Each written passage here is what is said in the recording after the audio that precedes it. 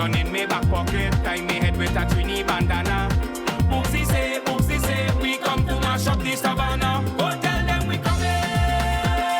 They better get the runway. We coming in hotter than a jet plane. This gun shit longer than a movie, so sweet and groovy. It make the whole place shake. Time to rock the party. So be with the pan and so. Welcome back to the Now Morning Show. 14 minutes to the hour of 7 o'clock. Our next conversation is about something that you've definitely seen on social media, in your papers, and on your television screens.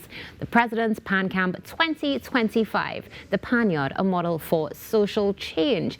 And joining us this morning is Rodelle Phillips-Simmons, Communications Advisor to Her Excellency of the Republic of Trinidad and Tobago, of course, and Amrit Samaroo, Technical Committee Member, the President's Pan Camp. And I think I may have made an error there, but you know what? We'll get through it. Good morning. Good morning. Good morning, Natasha. How are you? I am well. Thank you so much for joining us, both of you. It's a pleasure to have you on set.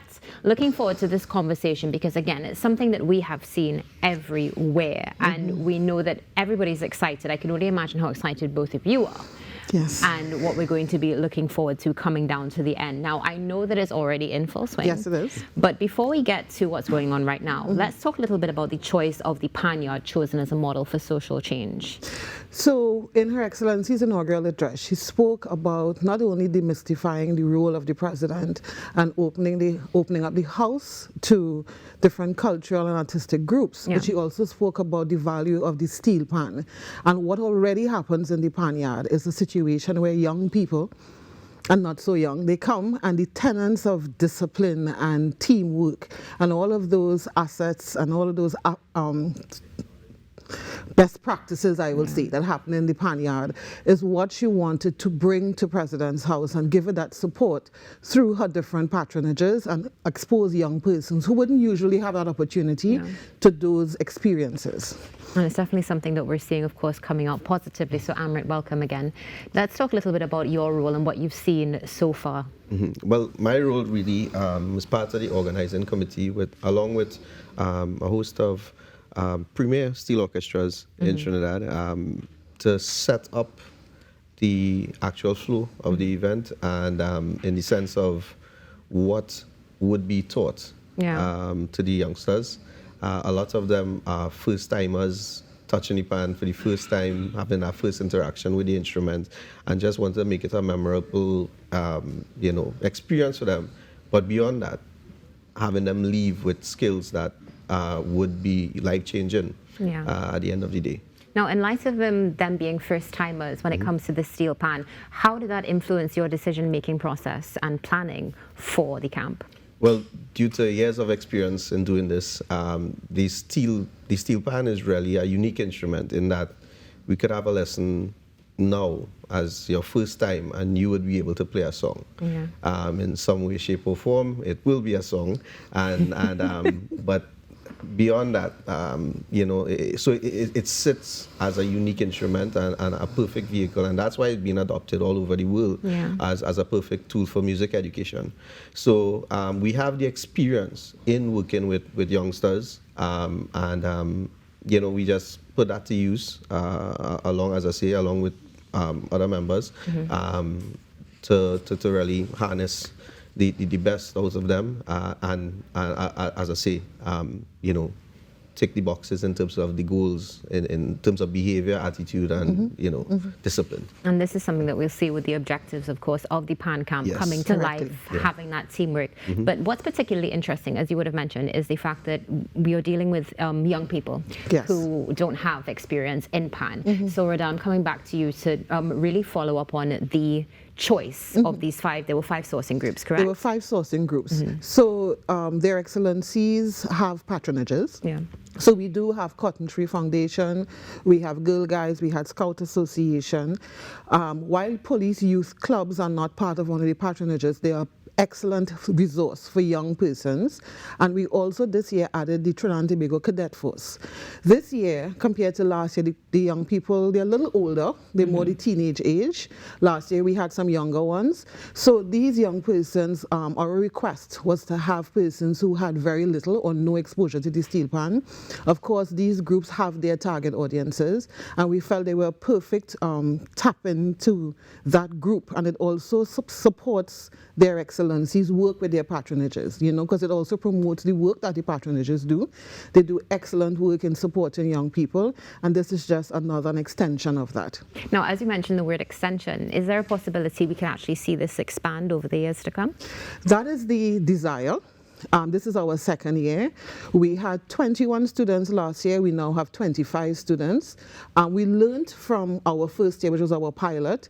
Yes, we had several mentors. The young people were exposed to the steel pan, and they learned their tune of choice last year, which was Michael Teja's tune. This year, we are doing Take Me Home by Freetown Collective, and the young people had a fantastic opportunity to meet the head and the lead of Freetown Collective, Mohammed. He met with them on Monday, the first day, and it was important for them to understand the meaning behind the song, because when they now played it, they understand what was the base and the genesis of it, and it also supports the whole mantra of patriotism and giving back. Yeah, I'm glad you mentioned that as well, because we know mentorship plays a big role in the Pan Camp 2025, and not just big names in entertainment. We see big names in culture, big names in law that are coming together to treat with these young people. How do they, what role do they play in actually, let's say, shaping the experience for the youth, Amrit? Well, it gives them a more holistic experience, I would say. It's just not, you know, it's never just come in and play a pan. Yeah. There's so many things that has to go into that in terms of, as I say, from attitude-wise, teamwork and team building, but they get these nuggets of, you know, knowledge that would be beyond them, really and truly. I mean, I learn a lot from the camp, to be quite honest. So I could imagine, you know, I could imagine, you know, that kind of interaction with youths, and you know, it may not be today, tomorrow, but later on they would think back on it and say, you know, I met this person, you know, and they said this to me. Yesterday was a very Yesterday we had Justice Lucky.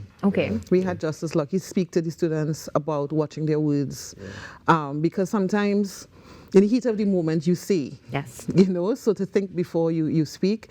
I mean, today we have Miss Annalise Nanton. She's Miss World Trinidad and Tobago, and she'll be speaking about living your authentic life, the authenticity, the impact of social media on these children, shaping their lives and trying to shape their lives around what they see on social media is one of the issues that we see. And of course we have Joshua Regrello coming on Thursday, and of course he's the Guinness World Record holder, and they need to understand that the success he achieved was not easy, and that he couldn't do it by himself. So he is speaking to that experience. So the children get, or the young people, let me not call them children, the young people get a holistic experience, as Amrit has said. I mean, they speak with some of the technical members in the morning on a range of things, from the history of the steel pan. They're meeting with the team from Midco, understanding how the steel pan is hands-on experience on how the steel pan is actually created. And coming from last year, I think the adults were probably more excited to see it than the young people, but it's a really truly amazing experience for them.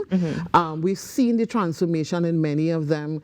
In the last year's camp, we had a young person who's now playing his steel pan in his school steel pan from primary into secondary school, coming out of the pan camp. And of course we are tracking, we're going to continue to track where these young people go, because it's very important to understand, if we're talking about transformation, what is that transformation? Is the outcome what we expected and sought to achieve? I think you're reading my mind, because my next question was going to be, you know, how do we follow up afterwards to see what's going on with the children? So is it that you're in touch with them, or you just have a check-in? So that was one of the lessons learned from 2024.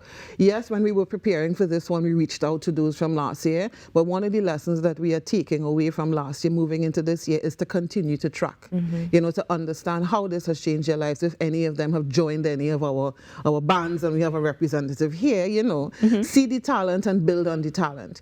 And I think it's also important because the afternoon sessions, not just the mentors, but they're getting to meet with school orchestras. So we've invited several school orchestras to come in. The children get to interact with them, share their experience. So these are orchestras, as well as we've invited a group from Samaroo. They are panhandlers, and we have RBC Redemption Songs coming from Tobago. They are coming in on Thursday. So we are bringing them into from Tobago.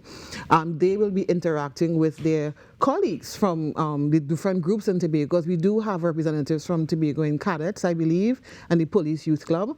So it's a positive space for young people to mix, to learn from each other, to learn teamwork, to learn discipline. Those who have some experience with the steel pan, they're helping others. I was chatting with one of the boys yesterday, and he says, well, miss, I played this pan, but I'm going to learn a different steel pan. And I think so many experiences that we could not anticipate will come out of the pan camp. I'm glad you mentioned that, particularly about the experiences, the socialization and the personal transformation, Amrit, in your experience, not just, of course, as working on this camp, but given your experience in the steel pan world.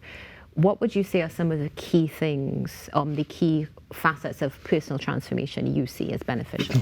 I mean, discipline is important in any sphere.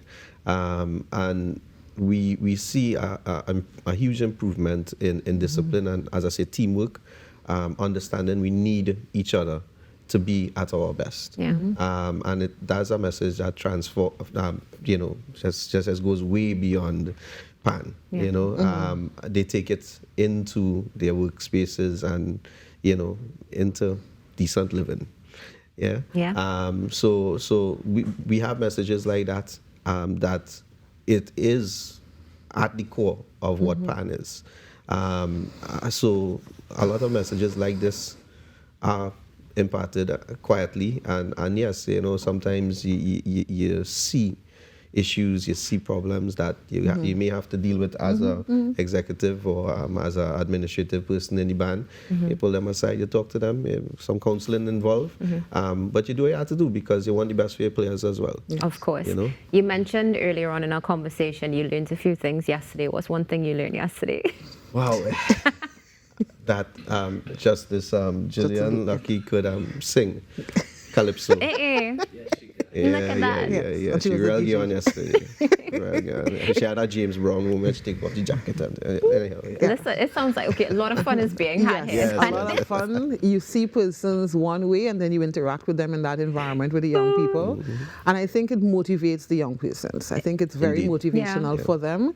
We see the change in a very short space of time, and yesterday they were already at the chorus for the song. Yeah. So Mohammed has committed to coming back and giving them support, and I think they're looking forward to that. It was a starboy moment for many of the young men and young ladies there on Monday, and we look forward to his returning.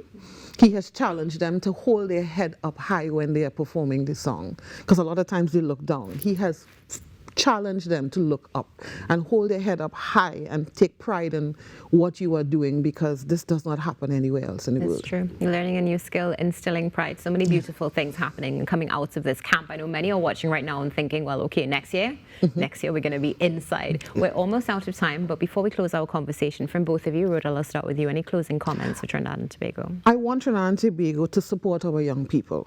We have our challenges, but I want them to tune in on Friday, because we will be streaming the closing ceremony live, and let Trinidad and Tobago support these 25 young people who have come together to learn a song that instills a sense of pride in who we are and in our legacy in Trinidad and Tobago. So we're looking for that transformation and that support. Wonderful. And Amrit?